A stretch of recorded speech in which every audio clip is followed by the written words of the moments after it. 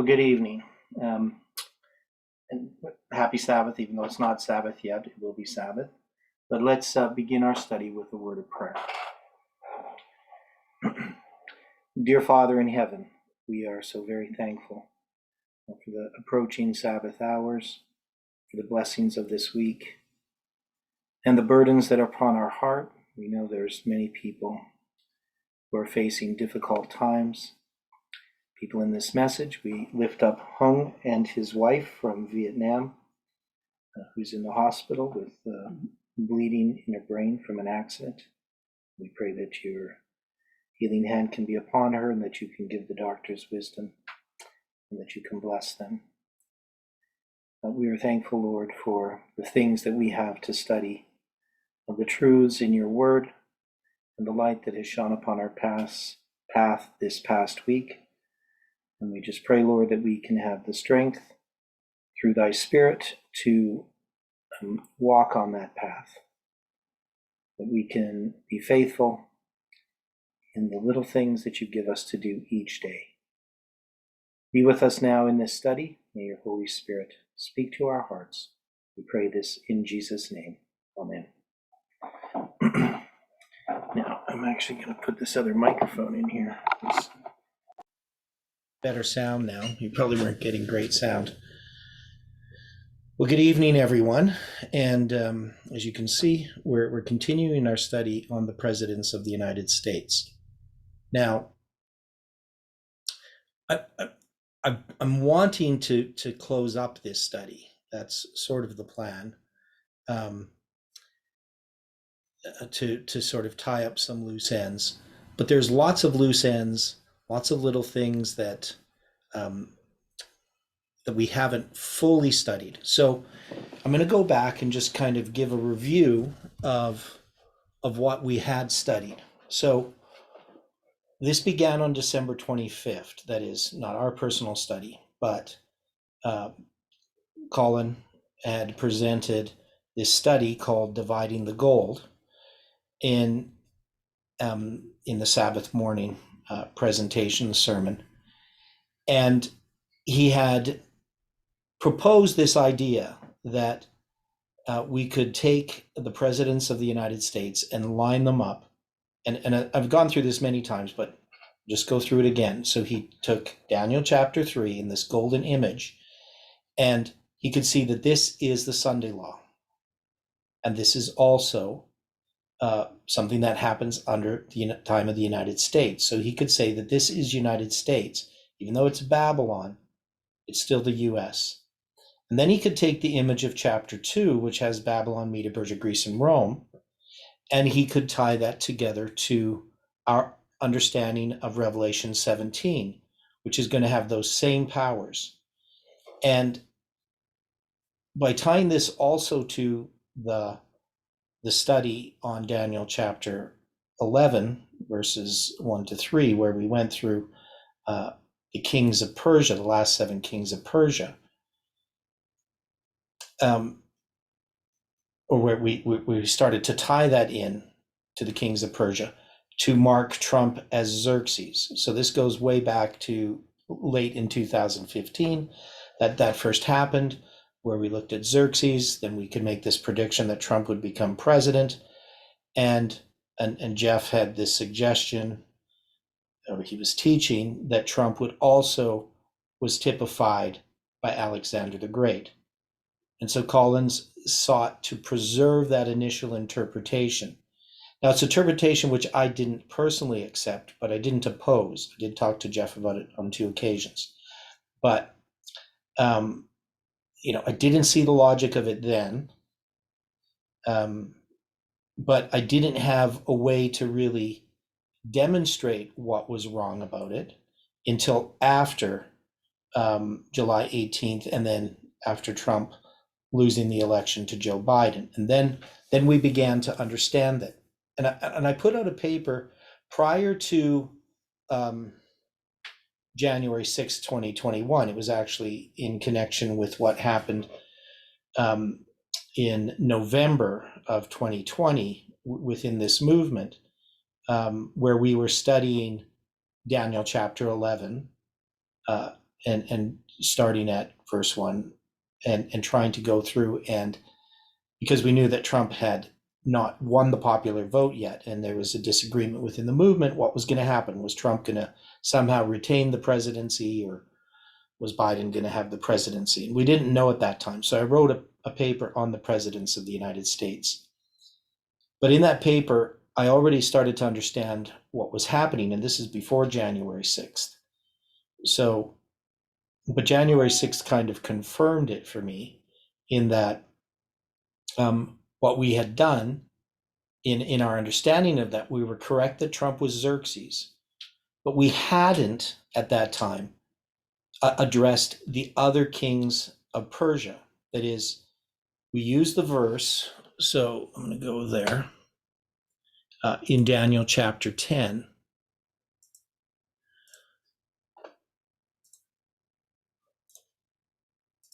So in Daniel 10, near the end, actually the last verse, verse 21,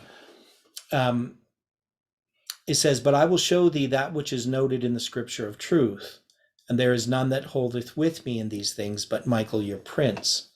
Now, we then say, well, when we go to chapter 11, also in the first year of Darius the Mede, even I stood to confirm and strengthen him. So he's going back and reflecting upon what happened, because this is in the time of Cyrus. He's going to reflect back on what had happened in the first year of Darius. And so then he's going to talk about the future. Now I will now show thee the truth. Behold, there shall stand up yet 3 kings in Persia. So we know that's Cambyses, Phalsmyrtus, and Darius the Persian. And the 4th shall be far richer than they all. That's Xerxes. And by his strength, through his riches, he shall stir up all, that is, all of his kingdom, against the realm of Grecia. So that and that's Esther chapter 1, where Xerxes has this 187-day feast. First 180 and then a 7. So it's a symbol of July 18th. And there's lots of symbolism in there. You know that we've gone through the story of Esther, but the main thing that we can see there is that we have this, with Trump, we have the July 18th prediction tied in through Xerxes, through Ahasuerus. And then we also have the story of Esther itself, which we could then connect to the Sunday law. That is, we would connect that basically death decree to the death decree, but they're types, right? So our argument when we were going back through the story of Esther is that this was representing this movement, that we were experiencing a type of the Sunday law, which we could see in the pandemic, and that would be tied to Xerxes, that is, to Trump. Trump was deceived in being involved in what happened with the pandemic. So there's lots of parallels there. The one thing that we noted is that Sunday law in the story of Esther isn't connected with the 3rd decree, but only with the 2nd decree. That is, it's connected with the 2nd angel's message. And so my suggestion is that we could look at Samuel Snow's letters, his history, as being typical of this movement. We could look at Ezekiel as being typical of this movement, and the story of Esther being a typical of this movement and the time in which we live. So we have these parallels there. So when we would look then at a mighty king shall stand up in chapter 11, verse 3,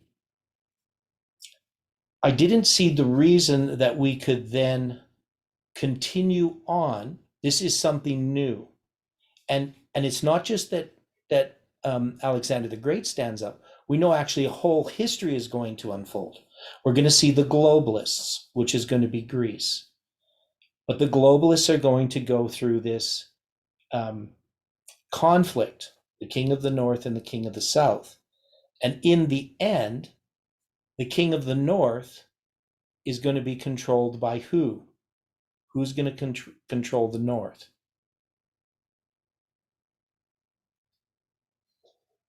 In the book of Daniel. because it's Greece is the king of the north and Egypt's the king of the south. Well, I mean, not Greece, but Syria.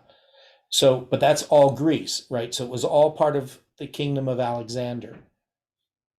But when we get to the end, the king of the north is triumphant. And who is then the king of the north as we progress through Daniel chapter 11? Who does that power move to?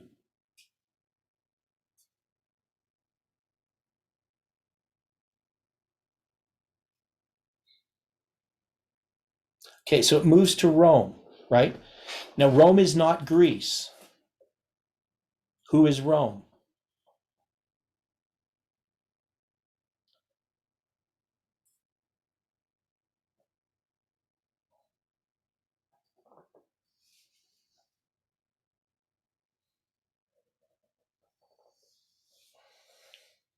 Okay, so when we get to Daniel 11, verse 31, an arm shall stand on his part, and they shall pollute the sanctuary of strength, and shall take away the daily, and they shall place the abomination that maketh desolate.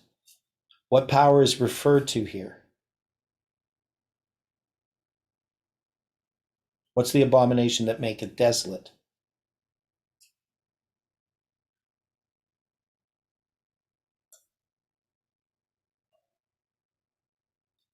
And is this power the king of the north?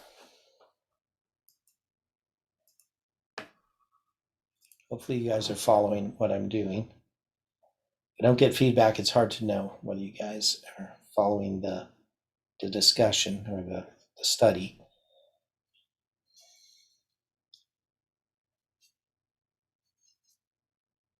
So is this still the king of the north?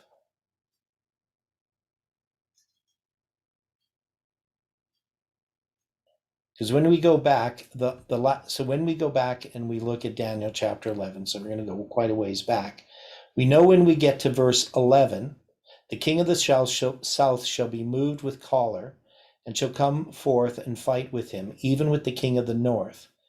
And he shall set forth a great multitude, but the multitude shall be given into his hand. We know this is Raphia. And when he hath taken away the multitude, his heart shall be lifted up, and he shall cast down many 10,000s, but he shall not be strengthened by it. For the king of the north shall return, and shall set forth a multitude greater than the former, and shall certainly come after certain years with a great army and with much riches. And in those times there shall be many stand up against the king of the south. Also the robbers of thy people, which is Rome, shall exalt themselves to establish the vision, but they shall fall. Right? So Rome is going to exalt itself to establish the vision. It's going to participate in this victory. And then it says, so the king of the north shall come and cast of a mount, and take the most fenced cities, and the arms of the south shall not withstand, neither his chosen people, neither shall there be any strength to withstand. But he that cometh against him shall do according to his will, and none shall stand before him. And he shall stand in the glorious land, which by his hand shall be consumed. So who is this power that's being talked about? This king of the north.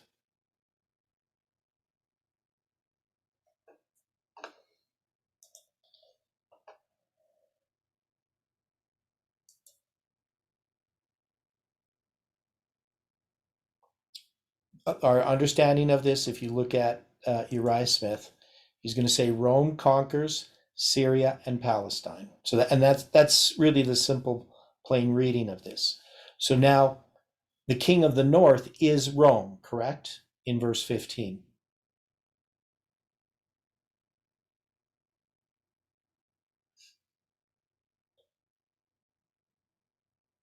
Because in the conquering of Egypt, Rome becomes a partner in this. And Rome ends up really taking over what we would call the territory of the king of the north. So Rome becomes the king of the north. And so it's going to talk all about that history, right? Of the early part of Rome, of how it's establishing itself in Palestine, where we're going to have the League and all these different things that occur. And then we're going to get to verse 31. An arm shall stand on his part, and he shall pollute the sanctuary of strength, and shall take away the daily. And they shall place the abomination that maketh desolate. So we know that who's that the arms stand on the part of who? Who are the arms standing on the part of? Who are the arms? Okay, it's the papacy. And so who are the arms that stand on his part?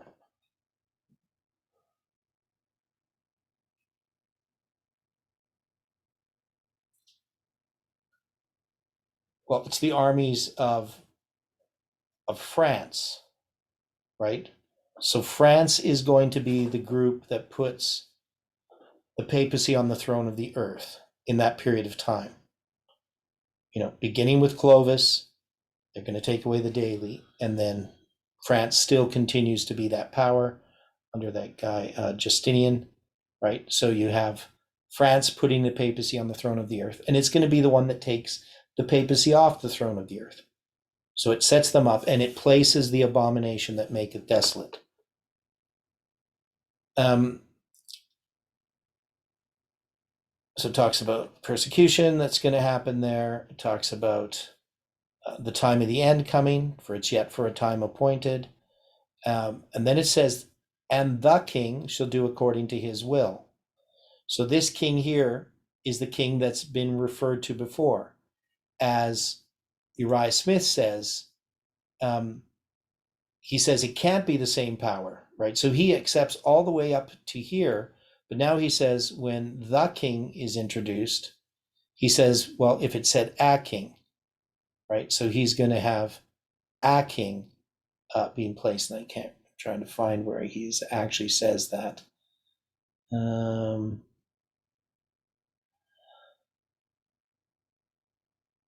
So his arguments against this being the papacy are not very good ones. But anyway, we know that this is still the papacy. And the indignation, what's the indignation? He's going to prosper until the indignation be accomplished. What's the indignation referring to?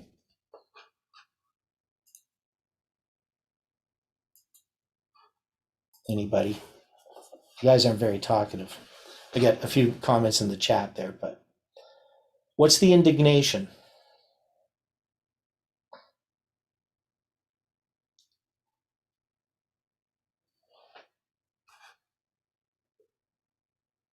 What indignation has to be accomplished? Okay, so it's for the north. So that's these two desolating powers. The indignation is the 2520. So that 2520 is going to end in 1798. So that's going to mark the time of the end, right? So it goes on and talks about the papacy and its characteristics at that time during the 1260 years.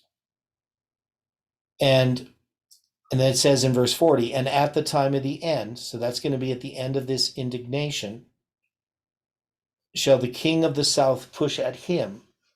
So what Uriah Smith tries to do is he tries to take this verse 36, and the king shall do according to his will, as being France. And so then when the king of the south pushes at him, that's going to be Egypt. We did a whole study on this and how the pioneers understood this, not just Smith. But they were trying to take the events that were happening in their time, and they were mixing literal and symbolic. And we can see the parallel to our time. That is, our movement has made the same mistakes that the Millerites did. And since we're repeating Millerite history, it's understandable that we would do that. Now, they're expressed in different prophecies, but it's the same idea. And some of it's connected to the same prophecy. So they're looking at what's happened with Revelation chapter 9, and they understood that when the sixth trumpet ended, the second woe ended, that would be a close of probation, and that the seventh trumpet would begin to sound. And So they connected a close of probation there. Now, as time went on, they moved that over to October 22nd, 1844, or even to the 11th of, or the 13th, pardon me, the 13th of October in 1844 as being the close of probation, but initially, and then we moved it to October 22nd. So when we get to verse 40, which this movement is founded upon, is the understanding of this. At the time of the end shall the king of the south push at him. We know that the king of the south is no longer Egypt. It's going to be France. And the king of the north shall come against him. Well, the king of the north is, in this case, the papacy with the armies of the United States. The papacy gains the military strength from the US. And we know that's 1989, when the king of the north pushes, or when the king of the south pushes in 1798, and the king of the north comes against the king of the south, which now is the USSR, in 1989. And he comes against him like a whirlwind with chariots and with horsemen and many ships. So that's military and economic might, which is American in this case. And we know that Lewis F. Weir predicted this event, not the date of it, but how it would occur based on Daniel 11, verse 40, and his understanding of these two separate parts, A and B. Now, he didn't place the time of the end, a secondary time of the end at 1989, but that's what this movement does. So we would say we have a repeat of Millerite history, and this verse, Daniel 11, verse 40, gives us this period of time from 1798 to 1989 as the span of time in which this is going to be accomplished. So we end up with two times at the end. Now, I understood this back in 1989 regarding what had happened prophetically, but I did not put a time at the end there. I just knew that I'd read Lewis F. Weir. He placed that as the fulfillment of the second part. And so when it was fulfilled, then I knew, okay, he was correct. And then the next part dealing with the glorious land. So the glorious land here is not going to be Palestine. It's going to be, or the church. It's going to be the United States. Right? That's our understanding of it. The glorious land here is the US. And so I'm not going to go through a whole study on Daniel 11, verse 40 to 45. But what we can see is that this history of the king of the north and the king of the south, we went back to Daniel 11, dealing with Raphi and Peniam, and saw a parallel there. So what we had done is we had said, well, Raphi and Peniam are going to align with Midnight and the Midnight Cry, and we have very good reasons for that. But we had set those up as being connected with November 9th and July 18th. So November 9th was Raphia, July 18th was Peniam. Now, of course, Raphia, before we got to Raphia, Jeff had already recognized that many of the events that were being predicted were not going to occur. The only thing that was going to occur was this separation of the two classes within the movement. But yet we still expected our prediction regarding Nashville and so forth to be fulfilled on July 18th, even though we were being shown that that prediction would fail. And we should have known that it would fail because November 9th didn't meet the conditions that we needed.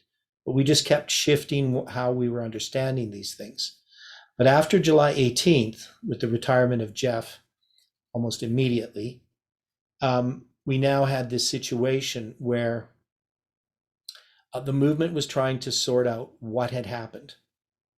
And many people in the movement left. They just felt that the numbers, the chronology, the symbols, that they were just misleading, they were satanic. Basically, many of them just rejected the entire message as not being from God, in spite of all the evidences that God had been leading us, and especially the parallel with Millerite history, which we had already been teaching that we were going through. So it really didn't make much sense to say, well, we fulfilled Millerite history too closely now, so we must be wrong. Because there was this anticipation that, well, if we're following Mr. Millerite history, wouldn't we have a disappointment? And the question was, what would that be? And the only thing that made sense is that July 18th would be that disappointment. So we now in this movement are experiencing the history after October 22nd, 1844 in type. And we have this, how would we put this? So if we look at early writings, page 70, we have this situation that's very similar. We have the scattered flock, and we have, we're trying to sort out our message. And that's really in the context in which, when we get to December 25th, 2021, the end of our 777 days of that structure, starting at November 9th, 2019, we have this new light. And this light is correct to some degree. That is, we can't just dismiss this as some kind of error. That would not be wise. So that's where this line moves through. And the question is, how are we going to then address this? So what we did, and initially when Colin presented this, and the next Friday I did a presentation where I wanted to address the study, what I thought we needed to do to understand this, and that is we needed to go through our other lines. And we talked about the kings of Judah and also the kings of Persia and understanding that better. But one of the first things I did is I went to a study by Ralph Myers dealing with the names of the popes. Now, some people are familiar with the idea where people would count the popes to try to figure out which pope was going to be the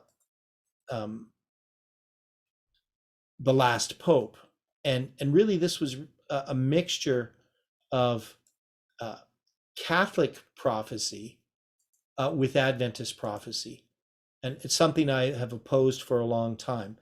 Now, there's this page. Now, in order to find it, I have to go to the Wayback Machine, which is web.archive.org. And you can look up, there you can see at the top, www.666beast.net. It's interesting, there's 252 captures, but that's just a coincidence. That's just how many times they captured this website while it was in operation. So can you explain a little bit about that, Aran, what this capturing is? So they started from December 5th, 2001 to the 14th of March, 2022. So this. Yeah, I think you said it pretty well. It's just however many times it got backed up. Yeah, so that's kind of interesting that it's 252. Right? Yep.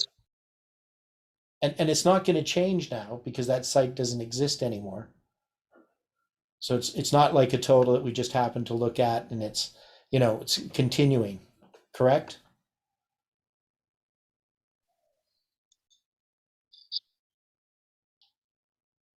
Okay, so I think that's kind of interesting. Now, at this time when they had done this, it had been last updated in May 2020, but they had done a capture on March 14th, 2022. So he didn't update it anywhere from May 20th or May 2020 to March 14th, 2022. So that's almost a period of 2 years. But we know he passed away, the guy who did this website, Ralph Myers, last year in, I believe it was, can't remember if it was August 31st or August 30th or something like that, or August 1st. I can't remember. It's there at the beginning or end of August anyway. Now, so this study he had done, and there's different developments of this study, because you can see he first presented it in 2001, and this is in 2001, who was the Pope?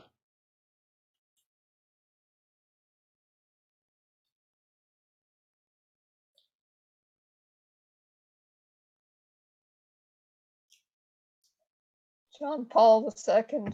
Yeah, so John Paul II was still the Pope, and I can't remember the exact date where he died, but then we ended up with Pope Benedict.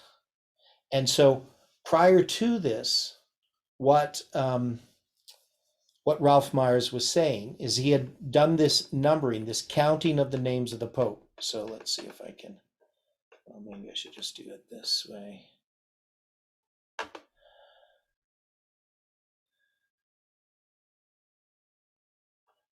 Okay, so maybe this one works. Okay, so this is going to just bring us to, no, it's not going to help us. It's not going to bring us to the page. Well, what we have here, this is this list. So we had worked out who are the real popes and who weren't real popes. So there's anti-popes, popes that were deposed and so forth. And so you know Pope Benedict the 16th, but there was a pope that's not counted. And Pope John, there was no Pope John 20. So Pope John 22 doesn't count. And so when we looked at this before, we just simply, we noted that there was this idea that these 7 heads were going to be these popes' names: Pius, Leo, Gregory, Benedict, John, Paul, and John Paul. So John, Paul, and John Paul, right? So you got the seven different heads. Now, in this idea, there's some problems with this idea as far as the riddle is concerned. So if you go 5 are fallen, 1 is, and 1 is yet to come, what would be the difficulty with these papal heads? How would that riddle apply?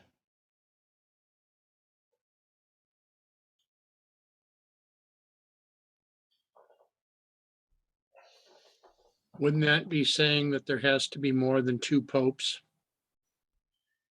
Well, so it's dealing with the names themselves, right? Correct. Okay, so Pope Pius is the Pope. Pope Pius VI is the Pope in 1798. So 5 are fallen, 1 is. 1 is yet to come. Now that could be, and I can't remember how he addresses this, but I mean, it could be John Paul. But when he continues a short spaced, and then there's going to be this other Pope. So originally, he made some kind of application there to these names. So he's not looking at the individuals. So that's one of the differences with Ralph Myers' understanding of this, is that he's not looking at the individuals. He's looking at the names, because we're going to count the number of the name. Now, the way that he does it was the thing that intrigued me the most, because when you deal with the number 666, one of the ways it's arrived is by adding progressively the numbers 1 plus 2 plus 3 plus 4 plus 5, all the way up to plus 36.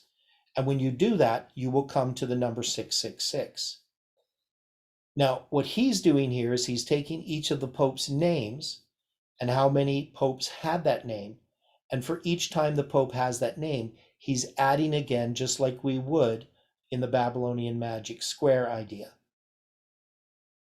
So you're going to have 1 plus 2 plus 3 all the way up to plus 12 Pope Piuses, and that's going to give you a count of 78.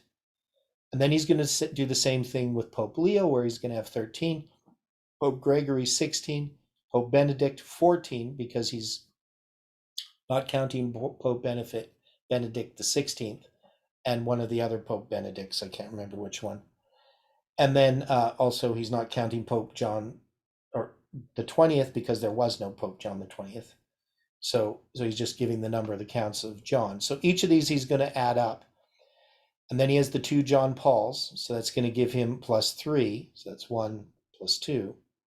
And then he's not going to count Pope Benedict the 16th, who resigned under suspicious circumstances. And then Pope Francis is going to be the 1, the plus 1. He's the new name, right? He's the 8th. But and he's of the seven in the sense that he's a pope, but he's definitely not one of the seven. So, and when he adds these up, they add up to 666. Now, this is not a very likely outcome. That is, we don't have, we're not just going from 1 to 36 to getting 666, because we have much more than 36 here. But the fact that we can end up with this number, even though we're not counting Benedict the 16th, but we get Francis. So back when he originally had done this in the 90s, he had predicted that there would be one more pope, and that pope would have a different name than the other 7 names since 1798. But when Benedict got elected, he then believed that Benedict was going to be deposed. Benedict resigned, which is a little bit different, but it's close, I guess, close enough for him. And then when Francis became pope, then he had exactly what he wanted. But remember, he had made these predictions long before. He didn't wait until there was a Pope Francis to do this. We're talking about something in the 90s. So there's some intriguing things about this. Now, I don't dismiss it completely. That is, I don't think he's wrong. That is, I think he's maybe wrong about some of the things that we're looking at here. Maybe even the significance of Benedict, because we have an unusual circumstance. We have a pope that retired with another reigning pope in existence. And it wasn't something that anyone expected. So even though Benedict doesn't get deposed, I think it's quite significant that he resigned. But what does it mean specifically? Because when we're addressing these heads, because Francis isn't going to be around forever. We're going to have another pope probably at some point. I mean, Francis is pretty old. He's relatively healthy, but we don't know how long he's going to live.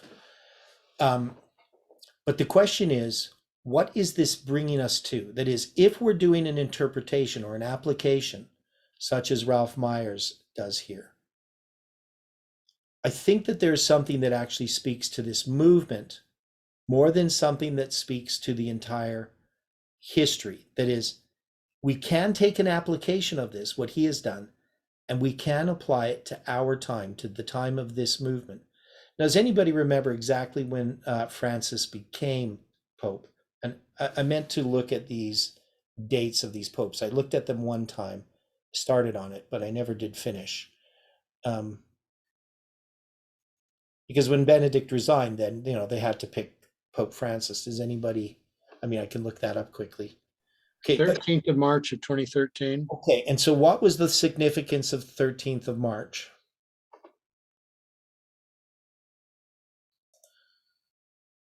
Well, you would have this as 130313 as a date. Okay. What else? Fatima. Okay, what you're saying there, Brian? I didn't quite catch it. Fatima. Okay. The 13th. Okay, so we have this symbol of the 13th, which is Fatima. Okay, so what does that have to do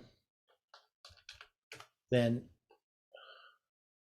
Can you explain a bit more? So we know that it's going to be, it's not in March that they first see Fatima, the children in Fatima see this lady. These are the apparitions, the Marian apparitions in 1917. And they go from May 13th to October 13th. So why would we just pick up on this 13th and connect it? Is there a connection? March 13th. So we got that there. So May 13th to October 13th.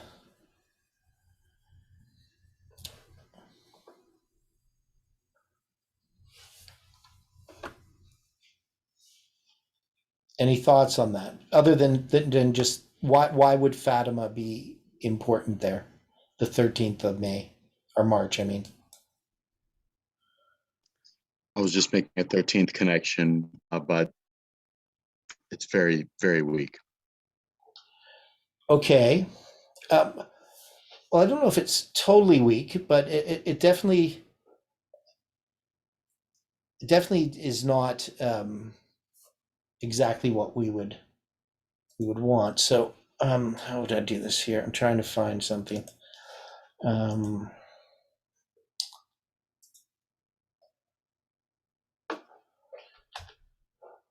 Okay, do we have any other 13s in connection with the Sunday law? Let's put it that way.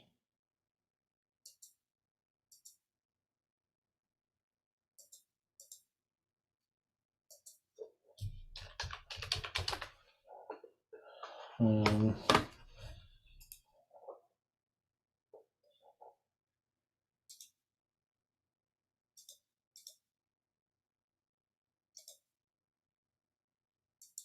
okay, what about the 13th day of the 12th month?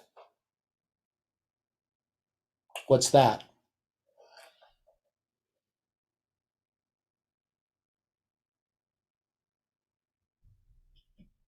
Anybody know? And how's that connected to a Sunday law?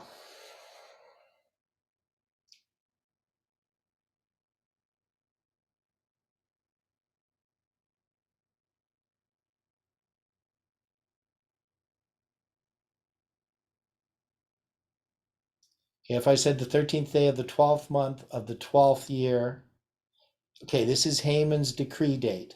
Okay, so again, we have a 13. So does that help us a little bit more?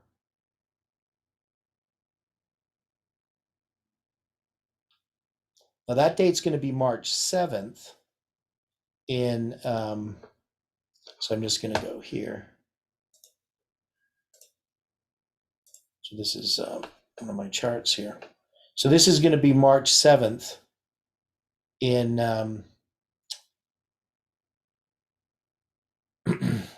in 473 BC, right? So we're going to have in 474 BC on the first day of the first month, I have marked over here, there's going to be this casting of lots. There's going to be, the decree is given on the 13th day of the first month. There's a period of 3 days. So have these different dates marked. Mordecai is honored and hanged Haman. And then you're going to have Esther's decree 66 days later. That's the counter decree. And then you're going to have, which is going to be the 23rd day of the third month, 323 days after this day before Mordecai's hanged.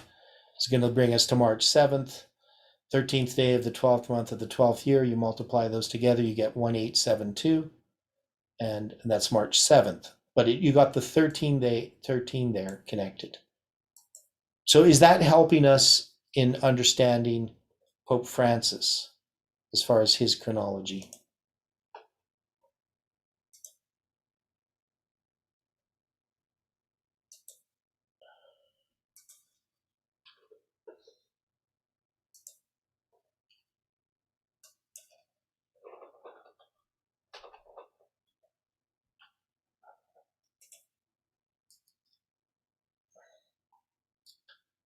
Are we barking up the wrong tree here? Is there something connected to Pope Francis that we can connect to our history symbolically?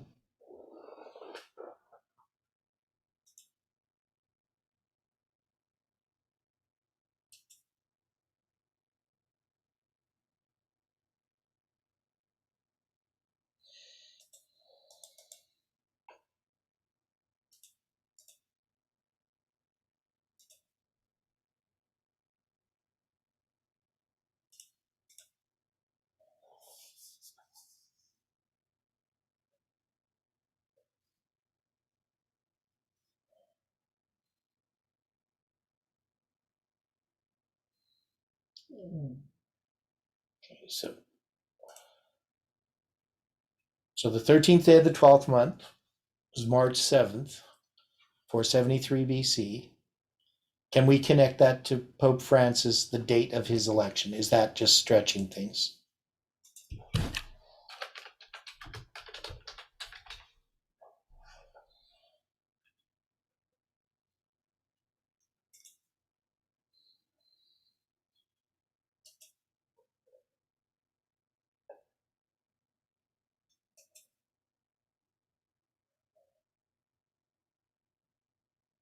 There's also, it's in 2013.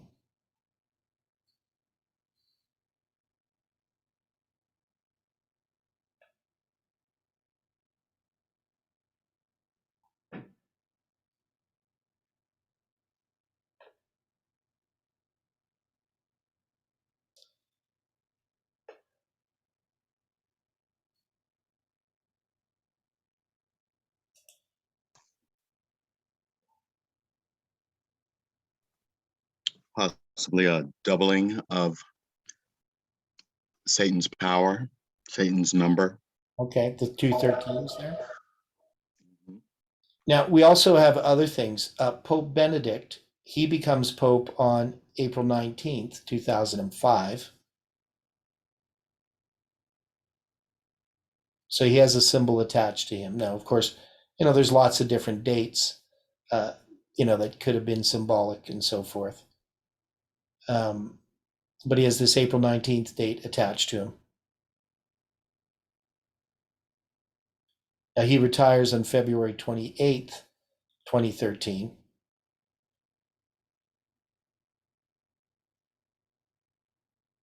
So it's going to be another, I guess, 13 days or 2 weeks.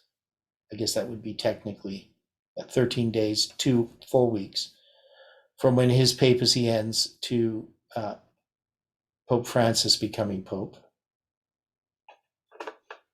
Is that significant? Do you understand what I'm saying by that as being significant?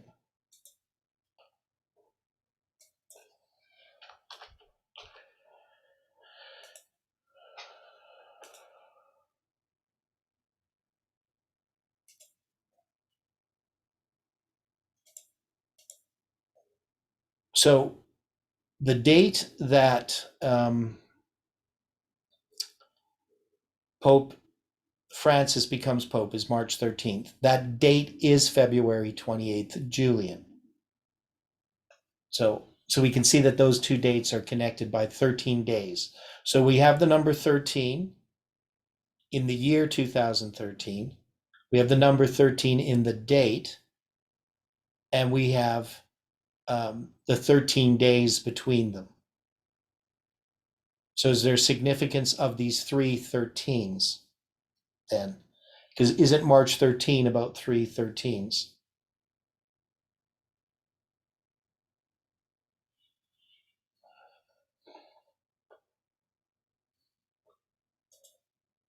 Does that seem reasonable? I want people to, if I'm being unreasonable about this, just let me know.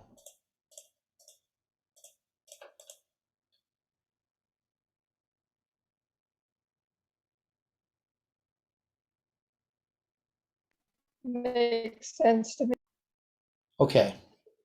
So we can see that Pope Francis being elected has significance. And even though we don't agree with everything that Ralph Myers taught, we can say that there are things that we could connect.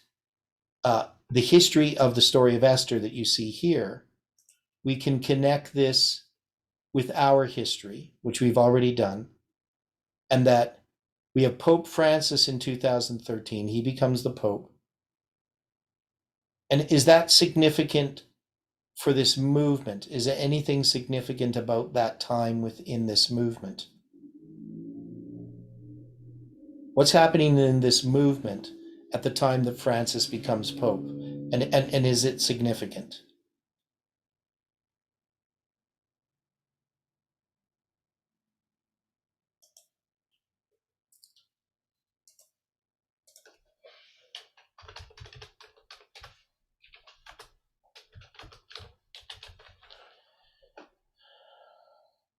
Okay, the Joel controversy, right? So we know that there is some things happening in connection with now when it comes to the two tables presentations. So Jeff was doing these presentations. Now I don't know the exact date, and I wish that I did, and maybe somebody knows this, but when Emmanuel, what's his name? Just getting names mixed up here. I can't think of his name. Who's the guy came up with Ezra 7:9? Emiliano, right? Does anybody know when Emiliano did his presentation in 2000? Well, he didn't really do his presentation. He came up with his study. He got very sick. Does anybody know when that was? Was that in March of 2013?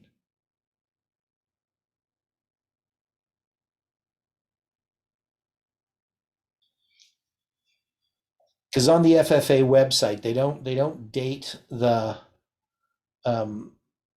videos regarding the Habakkuk's two tables. But we know that Jeff started them in 2012. He had a little bit of a hiatus and finished them in 2013. And I was watching the morning meetings at that time.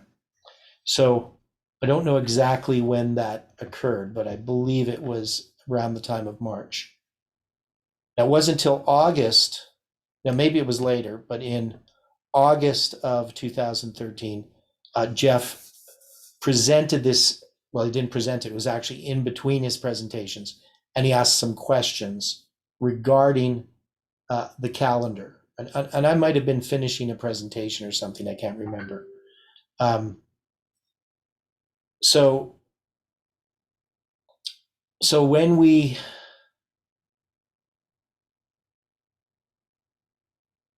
look at this, okay, so we're going to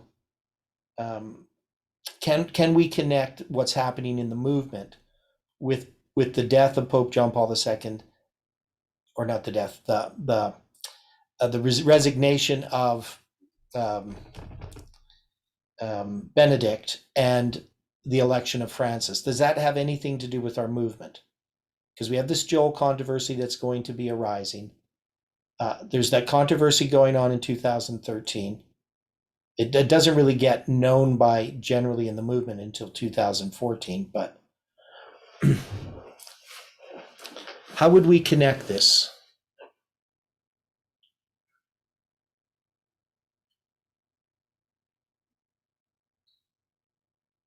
Is there something happening then that's typifying what's happening now?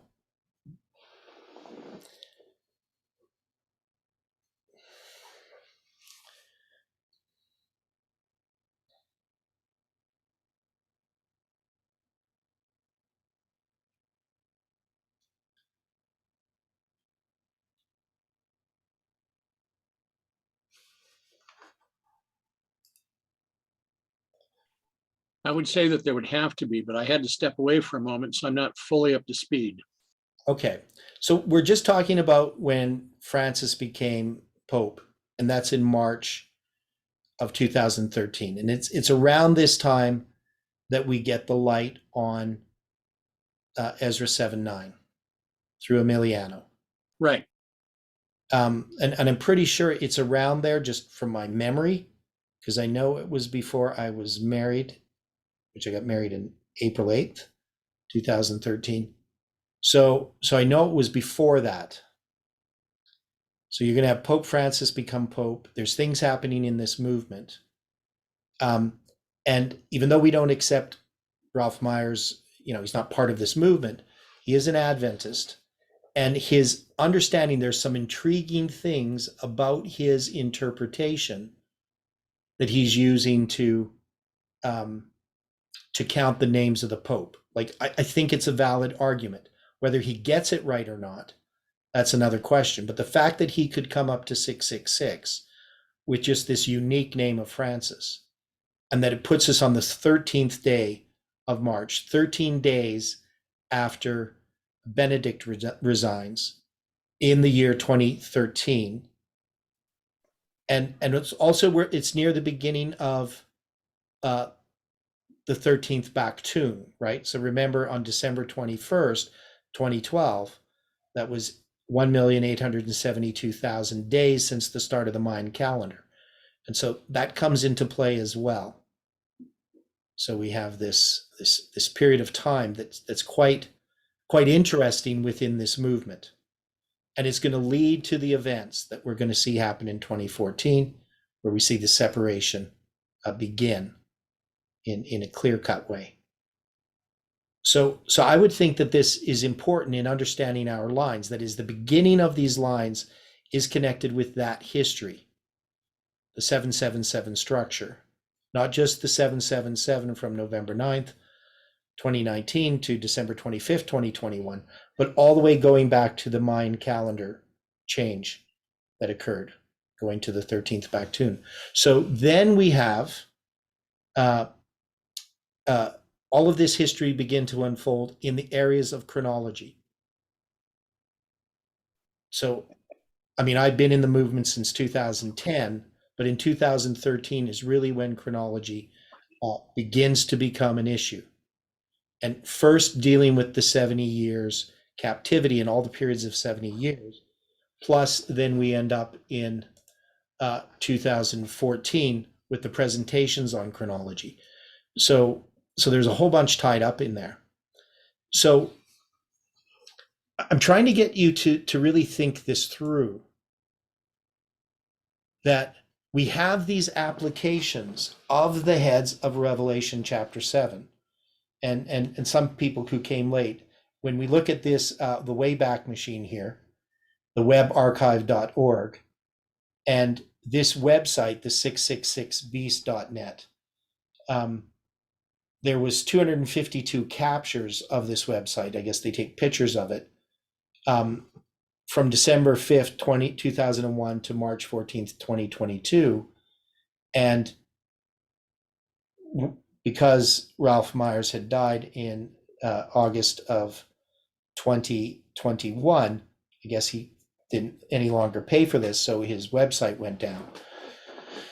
So that number's not going to change. It'll still be the same, the 252 captures. So we can see the symbolism even here on this website, pardon me, is, it's 254 captures it says now. So I'm not sure how that works. So changed. And if I do that again, no, it's 254. So why did it say 254 or 252 and now change to 254? Could be specific to whatever page you're looking at. Oh, to where I'm on a particular page. Yeah.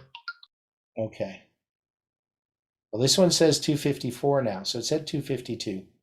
It said 252, doesn't anymore, so I don't know. And I think that's the same page, though. So I'm not sure what happened there. You're not sharing it right now, but I think it was from the main page to. Okay, anyway, well, yeah, I'm not sharing it. You're correct. So sorry about that. So now it says 254 times, but it did say 252, which you can see earlier in the video. So I'm not sure what that meant. But yeah, anyway, so March, they said to March 14th. Well, we got March 17th. Oh, that's 2001. November. Anyway, I'm not sure how this works, how they do that count, but they changed it anyway. But what we have is we have this witness with these symbols. Oops. I don't know how to get there again. Because I'm just going to go here. There's the most recent one.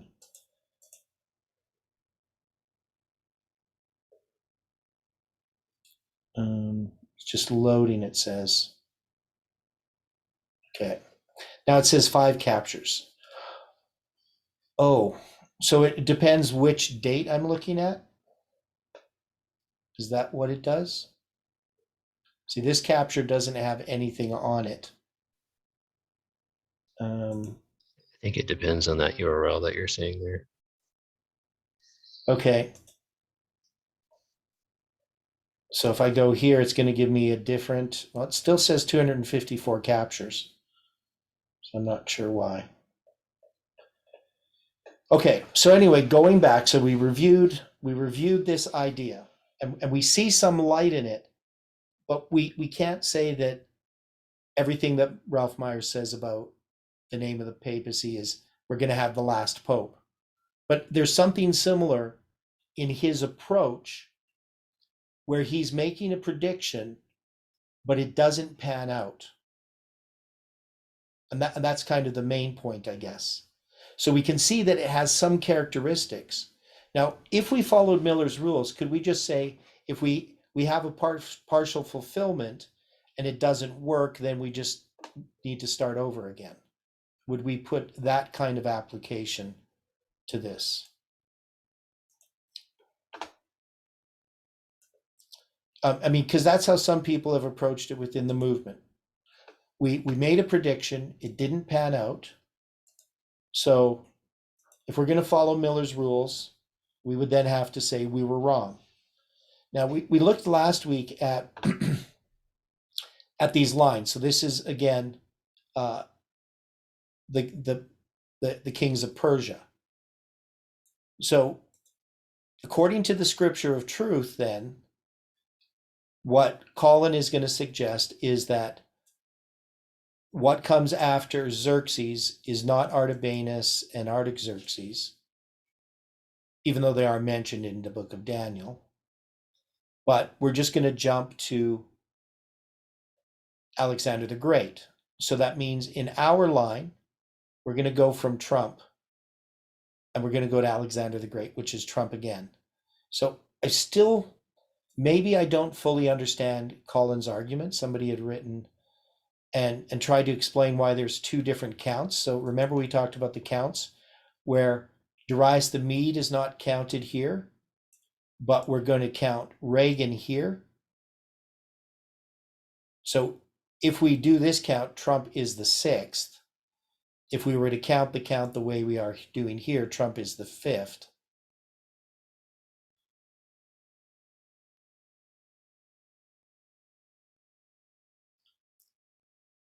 So we can look at our prediction that we did with the presidents of the United States. And can we see that these are complementary? That is, what he's doing, counting the names of the number of the Pope, numbering his names, and us counting the presidents of the United States. What is the similarity between what we're doing? And what is the distinction? If that makes sense. Like, what are we counting that's the same? And what are we counting that's different? Is there a parallel between these applications? Are they complementary?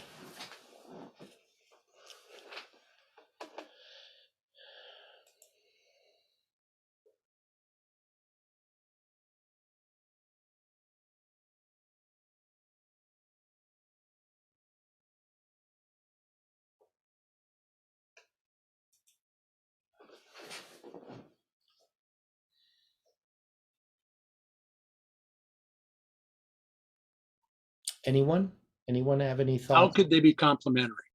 Okay, so anybody want to answer? Because that's kind of the question I'm asking. Even though they're different, so they're taking Revelation 17 and they have completely different interpretations of them. Can they in any way be connected? That is, we're not taking this as the primary application, at least I'm not, of Revelation 17. I'm going to take the pioneers' view as the primary application because I think their view is consistent. But we're making an application regarding the presidents of the United States, this movement is, and Ralph Myers made an application regarding the popes, the names of the number of the pope. Is there any way in which those reflect each other, whether even in a negative or a positive sense? I'm not saying that they're true or not true, but just in what they're doing, is there any way that they complement each other? any way in which they're parallel.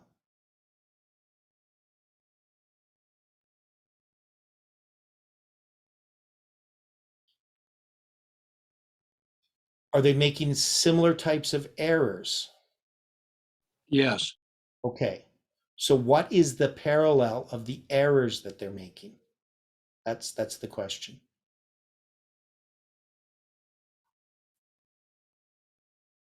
That's part of the question.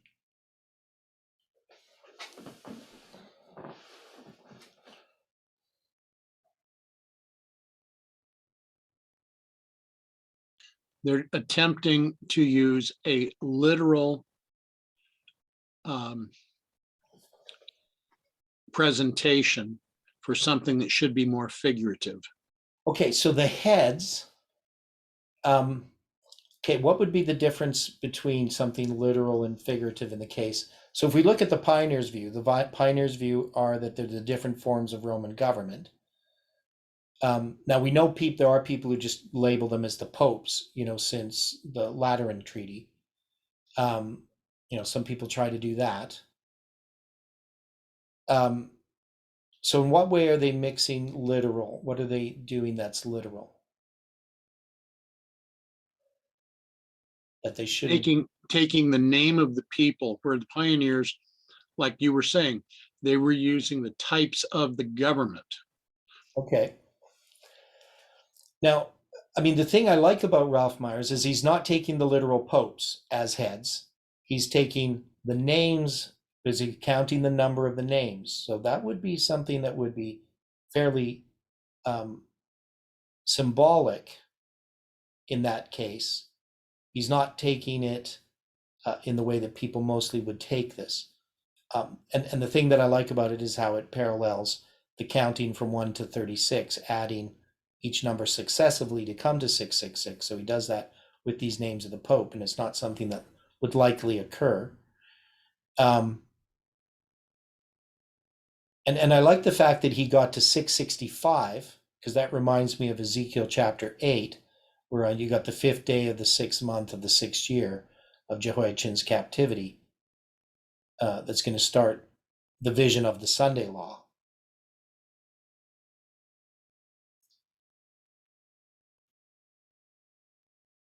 But I think that the error that they're making is it's not so much just the literal and symbolic problem.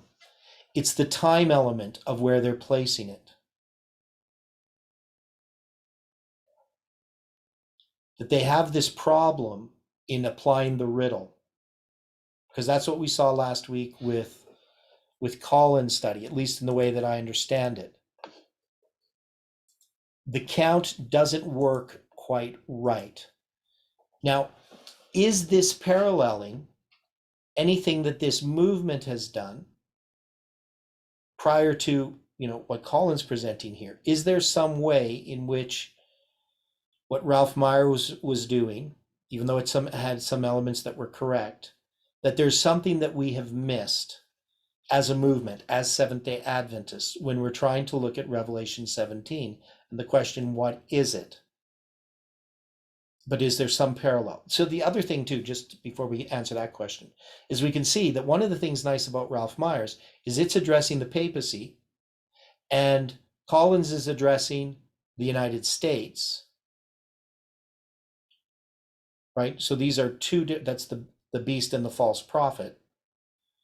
We don't have the dragon here, though I would argue that there is some connection when we look at Revelation chapter 12. And if we looked at all of these, we should see that chapter 12 deals with the dragon, chapter 13 with the beast, and chapter 17 with the false prophet. So there's something here, but there's something that's missing.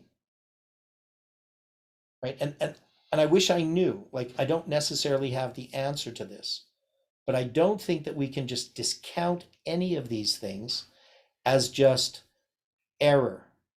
That is, I have seen error in the past. I've seen people who've tried to apply prophecy, and when they do that, they tear apart the foundation. Now, while I see problems with Collins' application,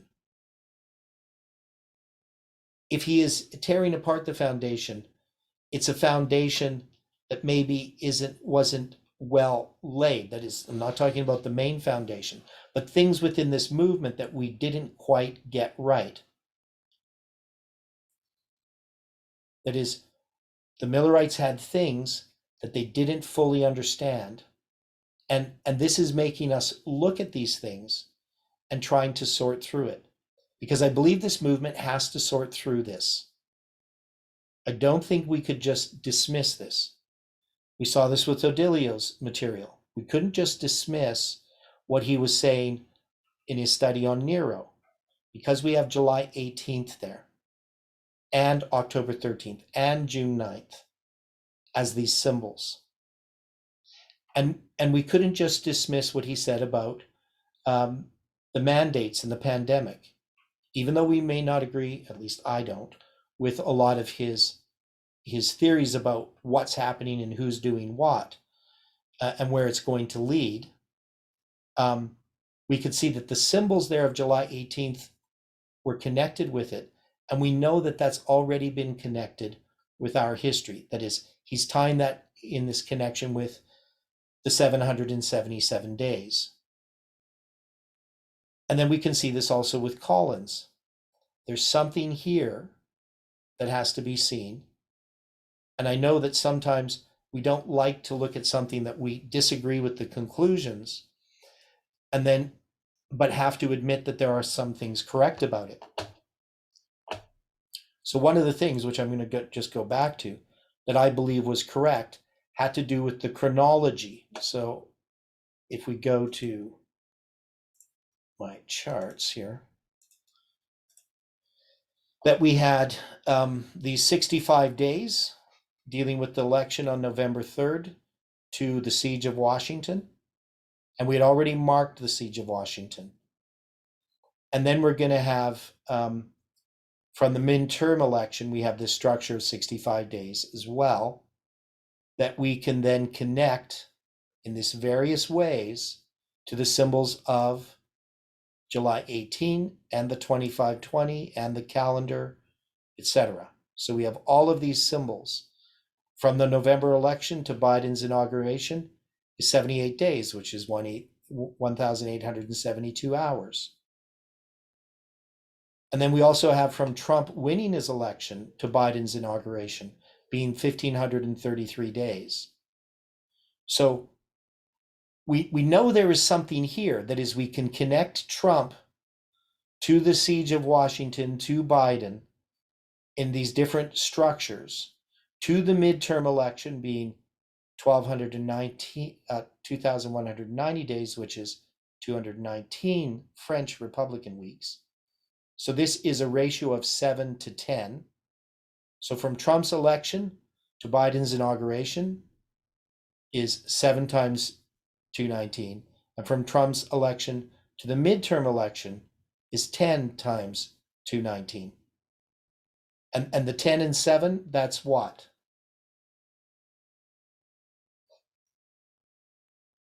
What's the 10 and 7 symbolize?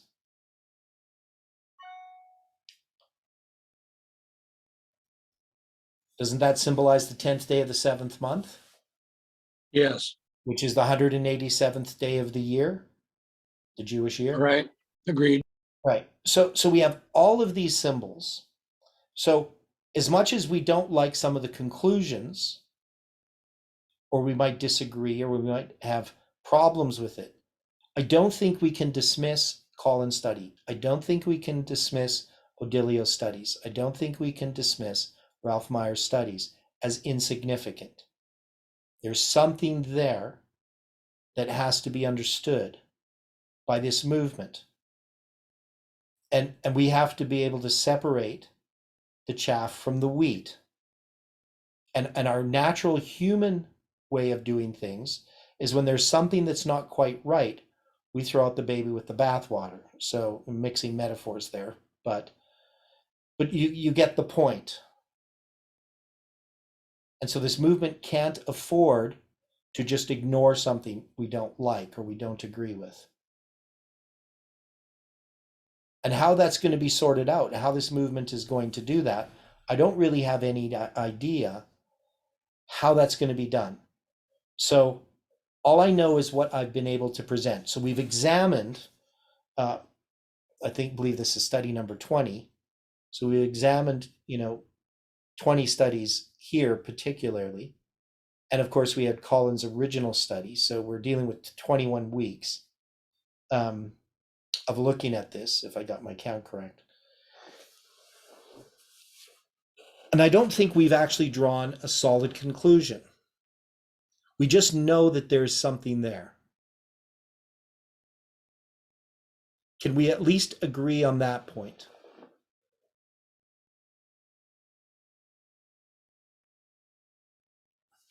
I would think so. Okay. So if we can agree on that point, we know that God has been giving us other light. That is, we've been doing other studies, and these studies have been significant. Particularly the study that we had yesterday morning, in which we recognized that there was 777 days from the start of the camp meeting when they first had the chart, the 1843 chart. It was first presented at the camp meeting in, I can't remember the name of the place. Anyway, Kingston or something like that. I think there was like two parts to the name. And it's from 70 to the start of the Exeter camp meeting, right? So let me see if I can find this chart of Stevens here.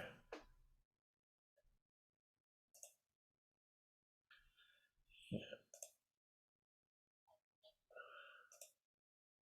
Yes, here it is. So East Kingston, that's what it's called.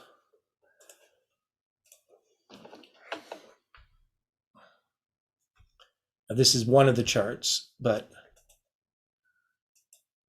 there we go. So you got the first Millerite camp meeting. It's actually the first Millerite official camp meeting. And the charts were advertised on, I believe it was June 20th, that they were going to be out in a few days. Oh, I didn't hit the share button. Sorry there. There we go. So it's East Kingston beginning June 28th, 1842. And it's going to be, and he doesn't have that here, but well, he has some of it. So he's got the 777 days, which is an inclusive count, to the beginning of the camp meeting at Exeter, August 12th. So it's 777 days. And then you're going to have, on the 14th, you're going to have Samuel Snow. At the camp, you're going to have Mrs. Couch, who I believe is Samuel Snow's sister, who's going to say that there's a brother here who has light on this, and that's going to be this fight against this fanaticism. It's going to be light that's going to overcome the fanaticism from the Waterton tent. And then Samuel Snow is going to present 3 messages on August 15th. And that's going to be 780 days after the start of the Eastern camp East. And we know 780 days is 18,720 hours, a symbol of July 18, 2020. Now he's also going to do presentations on the 16th. He's going to repeat some presentations and deepen the impression. And that's going to be 781 days, which is going to be in reverse, a symbol of 187. And now Rand says yesterday was 217 biblical also, and 217 is a symbol of midnight, right? 217, the 21st day of the 7th month. So it was the 17th day of the 2nd month, but it still can be a symbol of that. So we had all of this light that's been coming to this movement. And what I want to do, so we had done a presentation on Sabbath, last Sabbath, and we're going to have another presentation, not this Sabbath, but the following Sabbath. So, 8 days from now, on 2030, the Great Reset. And I'm thinking that I want to pick that up also on the Friday nights, because I want to look at this finished. So we would say that this study on the presidency of the United States, we've looked at a lot of things. We haven't come to some solid conclusions yet, but maybe that we can come back and visit this in those studies dealing with the Great Reset, that maybe light will come from that study that will help us to understand this better. Does that seem reasonable? Reasonable approach. Yes. Okay. So any final thoughts? I mean, I've been just amazed at what God has been doing. I wish I could keep up in the way that I want to. I have a lot of papers that I have to finish. That I started, but I do that often. I get a lot of papers started, but then different things come up, so I move to another paper. So I got quite a bit of writing to do, and I have to get stuff ready for the studies next weekend then. But any final thoughts on all of this?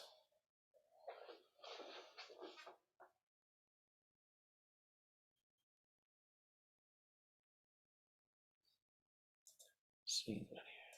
I'm just going to have to go back and review some of the things I've missed. Yeah. Okay. And now Stephen had put out a paper, by the way, on dealing with the camp meeting there. And I'm writing a paper. I disagree with Stephen on his conclusions, but I'm pretty sure I can persuade him that he's wrong. But I'm going to put that down in a paper as well. So, I mean, we're studying these things. I might be the one that's wrong. He might end up convincing me. So it's hard to say. But we're still trying to understand fully what happened at this camp meeting. Now, the thing that I just want to say about this then is here we have something that has been foundational to this movement, but we did not understand it correctly. That is, we didn't have a correct understanding of the events that unfolded at the Exeter camp meeting. And that's because we were relying on a few different sources that were actually in disagreement. That is, we had James White's account, who was there as an eyewitness. We had Joseph Bates' account, who was also there as an eyewitness. And those two are, to me, the primary accounts to consider. But then we have Loughborough's account, who's not an eyewitness. And then we have Arthur W. Spaulding's account, which again is just taking these other accounts and weaving them into a narrative. But we find that there's problems with Loughborough's. So I'm going to try to get my paper done this weekend, see how successful I am. And I'm going to, try to work with Stephen a little bit, but to get these things sorted out. So we got some nice charts and we have a nice study that we can look at again. And I believe that the movement really needs to look at these things. I mean, I think it's something that the movement can agree upon to look at and to try to understand, that there isn't something that, people would say, well, you're doing something with this we don't like. I would like to see everyone in the movement reading Stephen's paper and reading my paper, or whatever paper it is, the paper we make together, whatever it's going to happen, and understand what's happening. Because I do think that the understanding of what happened at Exeter is important for this movement at this time, because God's given it to us at this time. So those are the things that are coming. Of course, we have Dwight's study tomorrow morning at our usual 7:30 a.m. Mountain Daylight Time, which is going to go to 9. And then Heidi and I are going to go right at 9 o'clock, because we're going to go to Warburg, and I have to give some of my papers to one of the guys who's followed this movement somewhat but doesn't have the internet. So we got to do that, and then we have the week morning studies. Again, of course, 7:30 a.m. Mountain Daylight Time. And those are getting very, very interesting, as you can see by what we found, the connection between Gilgal and Bochum and this history. So any final thoughts now?